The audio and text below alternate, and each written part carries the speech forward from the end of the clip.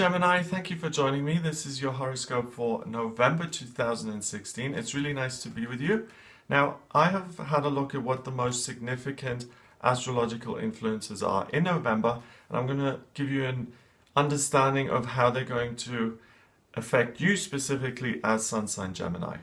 Now, up until the 9th of November, you've got your personal planet, Mars, the planet that's really responsible for what you're focused on and what you want to achieve and what your desires are and what you won't compromise on. That has been in Capricorn in your 8th house.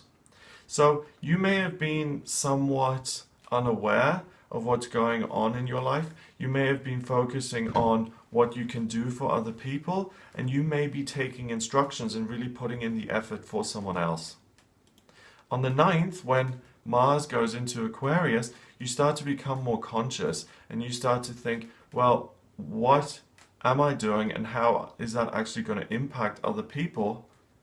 What am I doing? What am I contributing to the world? And it's that moment when, you know, the focus shifts and you suddenly have this eureka aha moment. I don't know if you've ever had that, but I've had them. For instance, I remember the most significant one when I was driving and I was just driving along. And suddenly, I was outside of my body, looking down on my car and seeing myself as a human being driving on a motorway somewhere doing something. And it completely shifted my focus, and it was like, this is the town you've chosen to live in. You know, all those little details fell away, and it showed me that I was where I was as a result of my personal choices. So with that shift, that is going to really give you the opportunity to see what it is you've been doing, who you've been working for, and what you could be doing instead, and how you could be improving your own life, and how you could be making a contribution to the lives of other people. So that's great for people who are on a journey, who are trying to better themselves. If you're someone in denial and who is unwilling to face the truth, then one, you're probably not going to be watching these kind of videos because you don't care.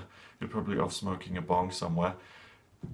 The people who are able to face the truth, you're going to find this empowering. It's not scary. It's not, oh my God, I'm seeing things. It's like my vision becomes clearer and sharper. It's a positive thing. The people who are in denial, they will feel that is very uncomfortable. And they'll be like, oh my God, how do I shut this off?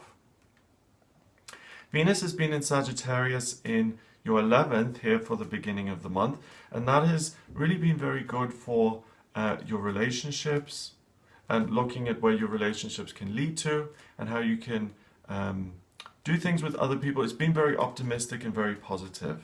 So the beginning of the month here for you, Gemini, is very good for having fun, relationships, doing things that are not particularly meaningful but silly and fun, and just enjoying the company of others.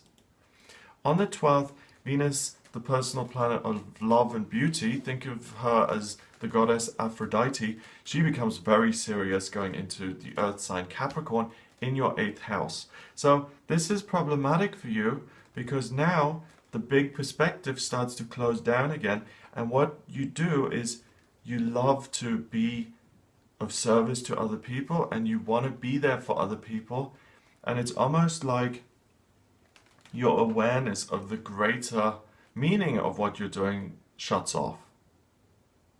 So it's almost like you become an automaton in terms of, I like to routinely do things. You know, it's like taking pleasure in making the bed, or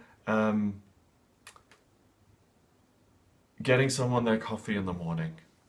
It's that kind of vibe where you're just doing something that really is a very mundane, banal, practical aspect of life, and you lose that philosophical edge. Okay, so there's nothing wrong with that, but you become very comfortable in your day-to-day experience. So if you're trying to ask the big questions, if you're trying to discover the meaning of life, okay, that 3-day period between the 9th and the 12th is going to be much easier for you to get info than from the 12th onwards. Mercury has been in Scorpio, so you've been very much in tune with your feelings, and I think there's been a sense of emotional availability. Now on the 13th of November, things lighten up again. So we've got this ongoing process of, really being outward looking than being focused on the day-to-day while also having fun with other people. The 13th of November, that ability to be around other people, to make plans for the future, to enjoy yourself, to communicate in a fun, positive, practical level, that really becomes heightened. And it is a month of deciding between the bigger picture or mundane, banal work, but at the same time, enjoying the company of other people, talking things over with other people, and that is the constant in this month. Okay, so whether you're being a philosopher or just getting coffees, make that the constant, because you have a wonderful way of building community around you and feeling content by being around other people. So it's a great time to build a friendship, to deepen a relationship, to let time pass and let a relationship grow naturally. So if there is someone in your life who you don't know that well and you want to make them more of a constant in your life, then deliberately devote or choose that person as a target and say, okay, November is when we're going to spend time and make things happen, because you'll have the ability to do that. Now, on the 14th, the full moon happened, and that's in Taurus in your 12th house. Now, the full moon is when the moon is completely bright and illuminated and it showers us with its energy, and you're going to feel this Taurian energy as an almost luxurious, heavy, kind of comforting blanket of feeling loved and nurtured by the universe. It's almost like God is tucking you into your bed and saying, everything's okay, you're safe, your money worries are going to be okay, you don't need to worry about anything, you're loved, you're protected, you're taken care of, you're safe. And that's a feeling. That doesn't have anything to do with reality. That you'll feel that whether you're working this terrible job and you're making minimum wage and you're exhausted all the time, and you'll also feel that if you're eating bonbons in your mansion. It's a sense of feeling content.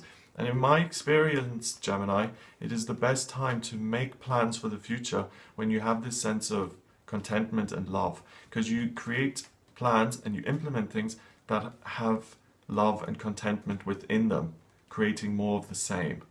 So look at this as a time of, I can deflate, I can just kind of take a breath and a moment to feel safe in my life, and I can look at what I'm doing from a very unpressured level or an unpressured place. I can look at the long term without feeling like, oh my God, I've got to get it done by Monday. And that's good because you're able to really implement things which will make you feel more contented. Now, the big news or the big event of November is that Neptune goes direct on the 19th or 20th of November, depending on where you are in the world. And it's woken up from its 5-month slumber, and it stays direct in Pisces in your 10th house of career. Now, Neptune is the dream planet, what can be achieved, what can be done. It is very happily placed in Pisces because it rules Pisces. So it's really being able to intuitively just sense things. And that's kind of a theme here. You come to this inner place of contentment and just almost being clairsentient for the month and just feeling things. And that in your 10th house gives you a sense of what you're doing in your working life. I think your contentment opens up a window into saying, well, this is something that you could be doing in future that would be more rewarding and that you would also be contented doing. So it's almost like being able to look into another dimension of similar positive vibes and being able to get there. Now you may ask the question, well, if I'm so content and happy anyway, then why should I change anything? Because, and this is the answer, this full moon in Taurus and this loving, kind, blankety energy isn't going to be with you all the time. So use this kind of moment in history of your life, in the history of your life, to say, okay, this is contentment and this is really how I could make it more of a fixture. Do you see what I mean? Because you get that glimpse just because you're in such a good space. If you were stressed and freaking out, you wouldn't be able to see the future in that sense. Now, on the 21st, the sun goes into Sagittarius in your 7th house. Relationships have been great all month. They will get even better now. It's a great time to go on fun little trips, to plan girls' trips, I don't know, lads' weekends or whatever they're called. I wouldn't know much about those. But to spend time having fun with other people and to be silly and to enjoy yourself again while you're doing all this questioning on the side. The big strength and constant is the positivity you have here with other people. And then finally, at the end of the month, we've got the new moon happening in Sagittarius, also in the 7th. The new moon is about pulling extra information in, and that's like, okay, on the 21st, you're having wonderful time with people. By the end of the month, it'll be a scream. It'll be so fun. You'll absolutely love being around people, and I think this is one of the best months of the year for you in terms of just having fun and enjoying the company of others. So please open yourself up to that.